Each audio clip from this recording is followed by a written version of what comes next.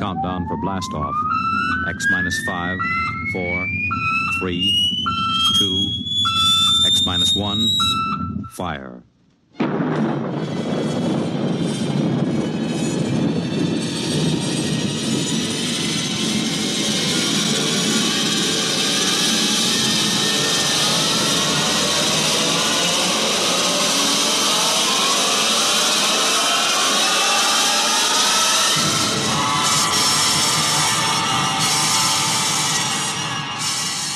From the far horizons of the unknown come tales of new dimensions in time and space.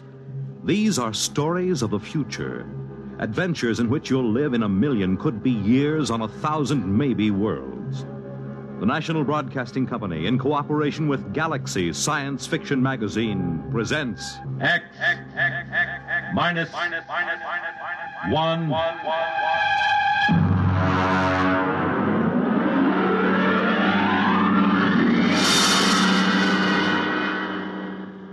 Tonight, Protection by Robert Sheckley.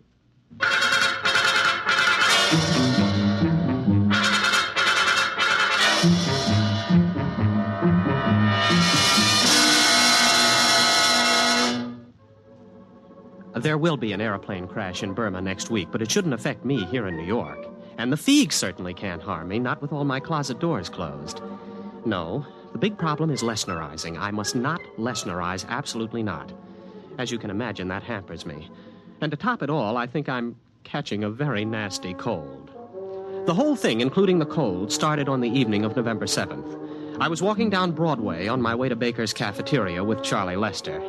He's in one of my physics classes, and we were both feeling pretty lightheaded. Boy, I've had tough exams in my day, but that was... You got a cold? No, I haven't got a cold. My eyes just water, my nose runs, and I sneeze because I'm essentially a masochist. Actually, it is psychosomatic. I hate my mother and my father. Of course I've got a cold. What do you think? Well, look, don't give it to me. I've got a heavy date with a Barnard Jr. this weekend. My boy, there is no such thing as a heavy date with a Barnard Jr. Never mind. Just don't blow any germs my way. Well, as a matter of fact, I'll leave you completely. I have to go over to South Hall to pick up some books. So long.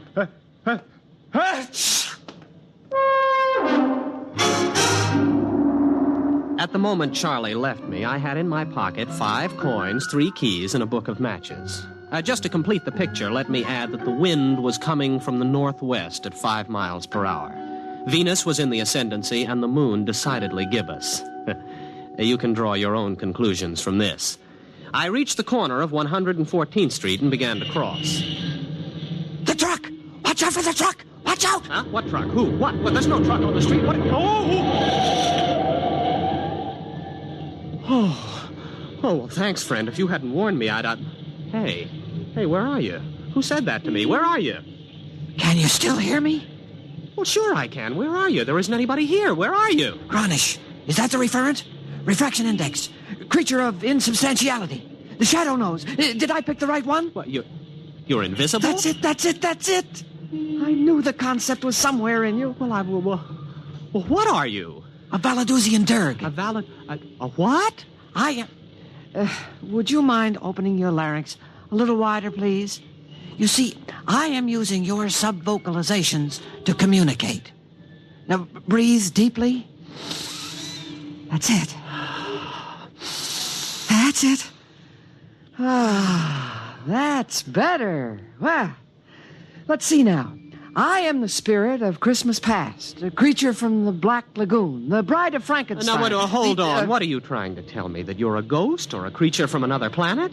Same thing, obviously. Oh, well, that makes it all perfectly clear. Any fool can see that a disembodied voice must belong to someone from another planet. Exactly. I'm invisible on Earth, but my superior senses spotted approaching danger and warned you of it. Well, thanks.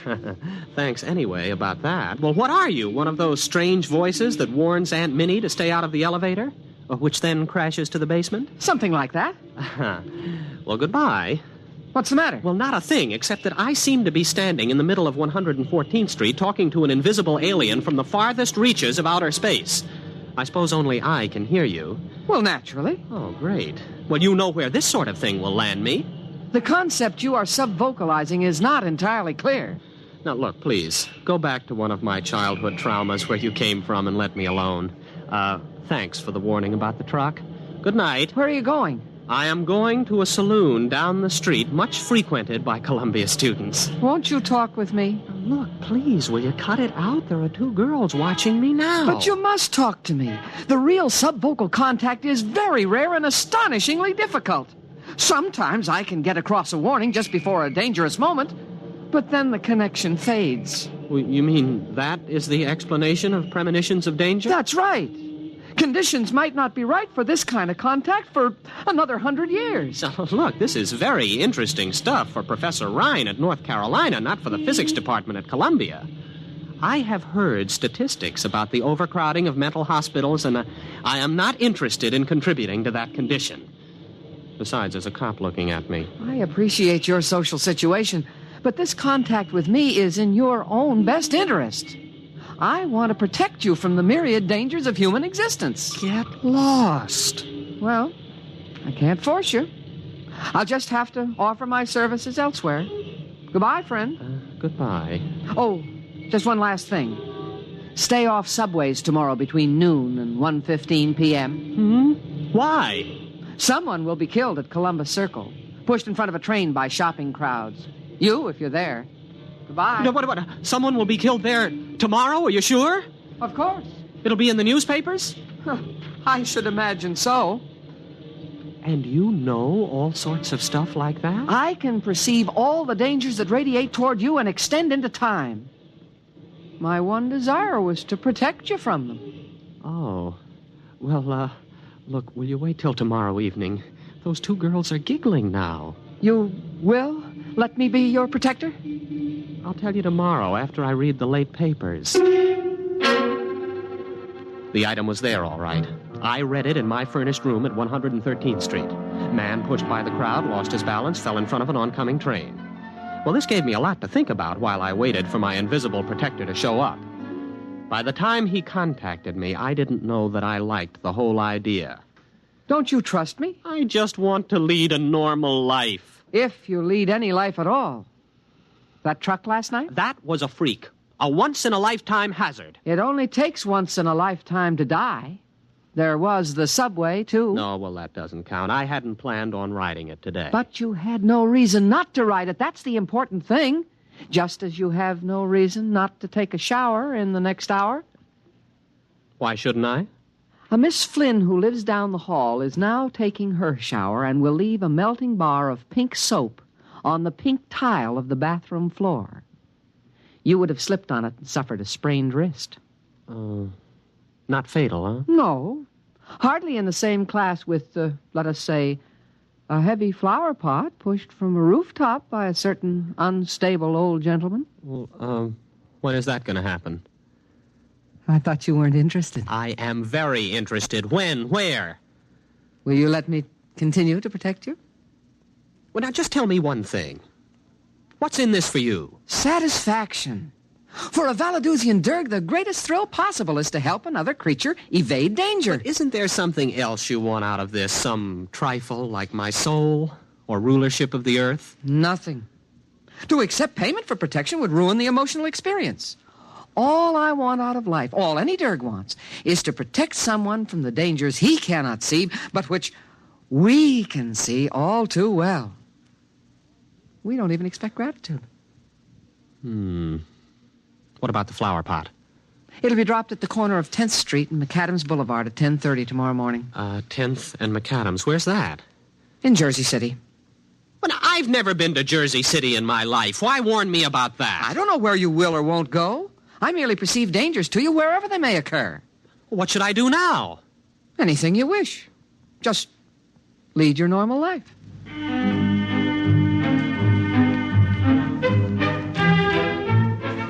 It started out well enough. I attended classes at Columbia, did homework, saw movies, went on dates, played table tennis and chess, all as before. At no time did I let on that I was under the protection of a Valadusian Derg. Even Charlie didn't notice it, though he had a pretty good excuse. Boy, are you lucky. I got stuck in that elevator for 4 hours. Say, how come you walked? I never saw you volunteer to walk 5 flights before. Oh, well, a little bird told me. Oh, boy, I wish I... I wish I had a little bird like that. Why don't you do something for that cold? Why should I? What's it ever done for me?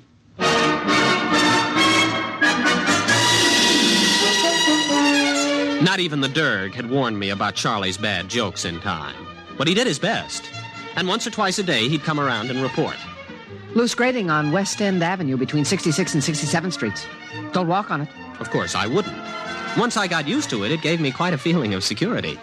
But the Derg soon became overzealous on my behalf. He began finding more and more dangers. Look out for an overhanging sign on the Hotel Nacional. Where, 48th Street? Mexico City.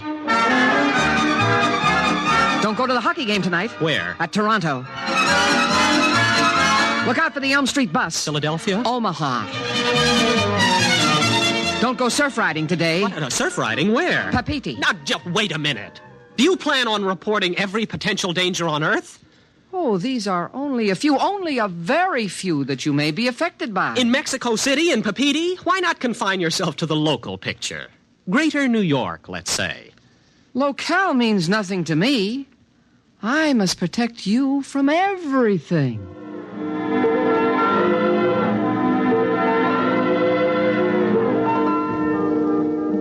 Well, it was rather touching in a way, and there was nothing I could do about it.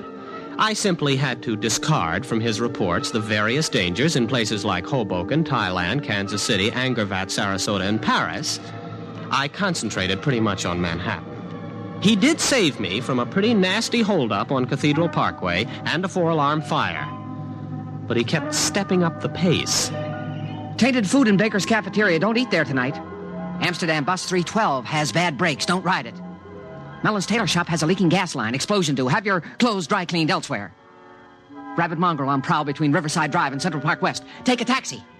Soon, I was spending most of my time not doing things and avoiding places. Danger seemed to be lurking behind every lamppost waiting for me. I rather suspected the Derg of padding his report.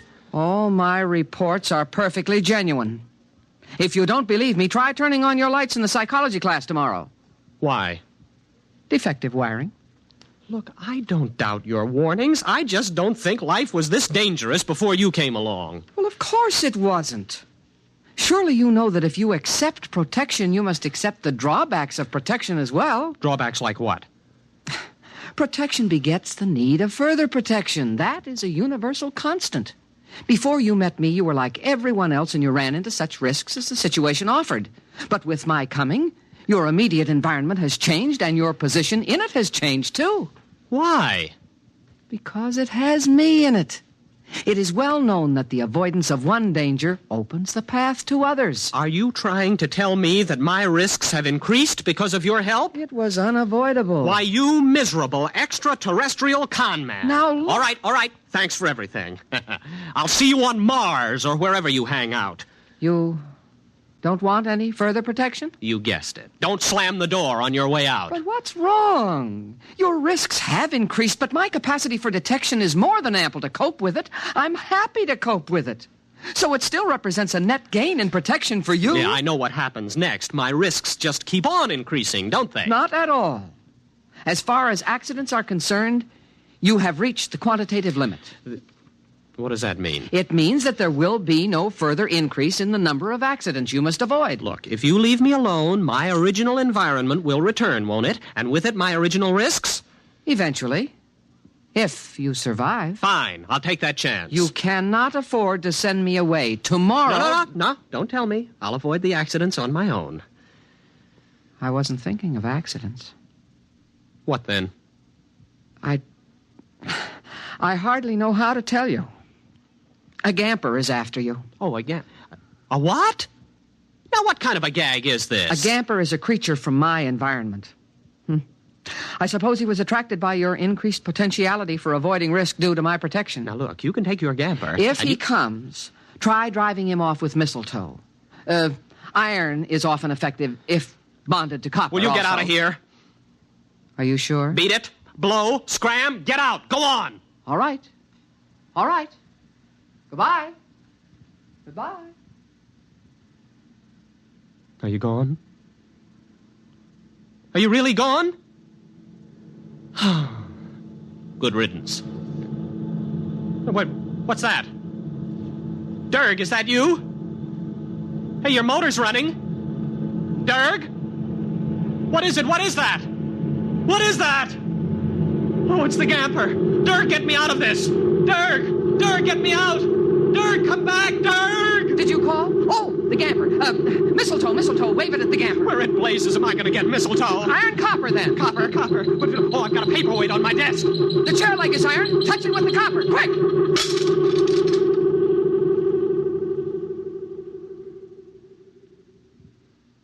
You see? You need my protection. The Gamper almost got you. Yes. Yes, it sure did. You'll need some things.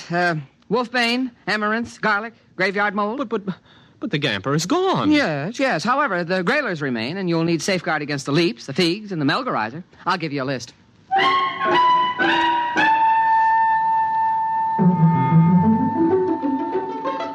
He gave me a list, and I went shopping. I ran into Charlie at the supermarket. Hey, Bob! Where you been? Wolfbane, amaranth, garlic. They must have garlic. Well, sure, they got garlic over here. Oh. Well, I guess you know what I came in for. Tissues? What else? Yeah, well, now let me see. Graveyard mold. You think they'd have it here? Hey, boy, what's the matter with you? You look white as a ghost. I'm white as a Gamper, or a grailer, or a leap, or a fig. Well, what is that, jive talk? Please, Charlie, don't bother me. I'm busy. All right. Who has the nearest graveyard that would be moldy this time of year?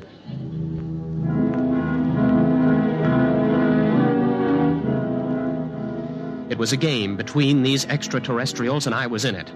Some of them wanted to kill me, some to protect me. None of them cared for me, not even the Dirk. And the situation was all my fault. At the beginning, I had the accumulated wisdom of the human race at my disposal. That tremendous and distinctive hatred of witches and ghosts, the irrational fear of alien life. For my adventure has been played out 1,000 times, and the story is told again and again, how a man dabbles in strange arts and summons up a spirit. By so doing, he attracts attention to himself, the worst thing of all. So I was welded inseparably to the Dirk, and the Dirk to me. Until yesterday, that is. Charlie came to my room to visit. Hey, boy, how you been? I haven't seen you in class for a while. Oh, you mind if I hang up my coat? No, don't. No, don't open the closet door. Well, what's the matter? What's in there? Nothing, only that's the only way to hold off the figs, by keeping closet doors closed. The leaps are more menacing, but the eye of a toad seems to stop them. And the melgarizer is dangerous only in the full of the moon. Only in the... Uh-huh. Well, Bob, it's been grand. Bye.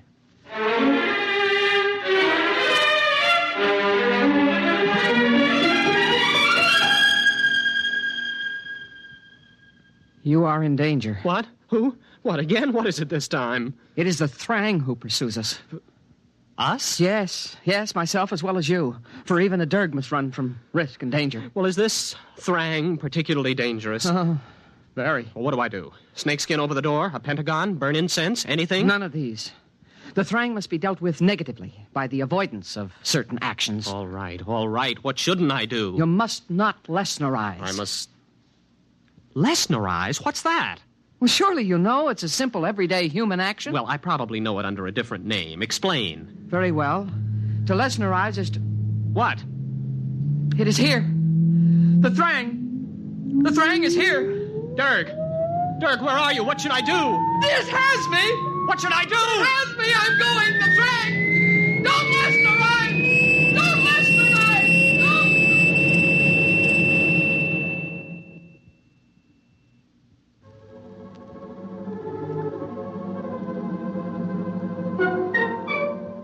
So I'm sitting tight now. There'll be an airplane crash in Burma next week, but it shouldn't affect me here in New York.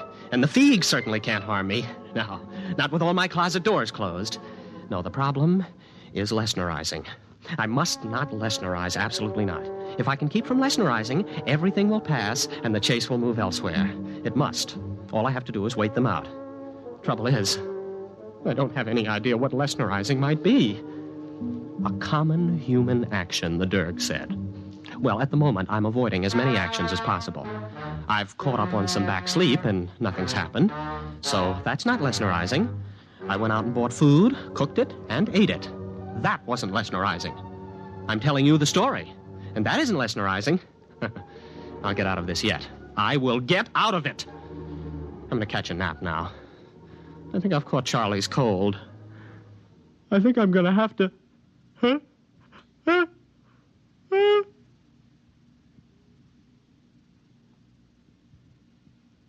You have been listening to Protection by Robert Sheckley on X-1.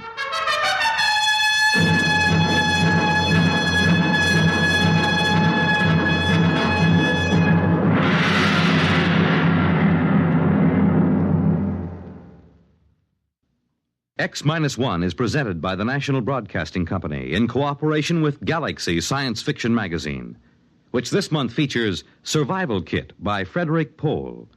The story of Mooney, a smart but luckless man who had to scrounge while his friend Harse always made out well, just because he owned a survival kit. Galaxy Magazine on your newsstand today. Tonight, X-1 has brought you Protection, a story from the pages of Galaxy, written by Robert Sheckley and adapted for radio by Ernest Kenoy. Featured in our cast were William Redfield as Bob of the final and fatal sneeze, Elliot Reed as his breezy pal Charlie, and William Keene as the foreseeing Derg. Your announcer, Fred Collins. X-1 was directed by Kenneth McGregor and is an NBC Radio Network production.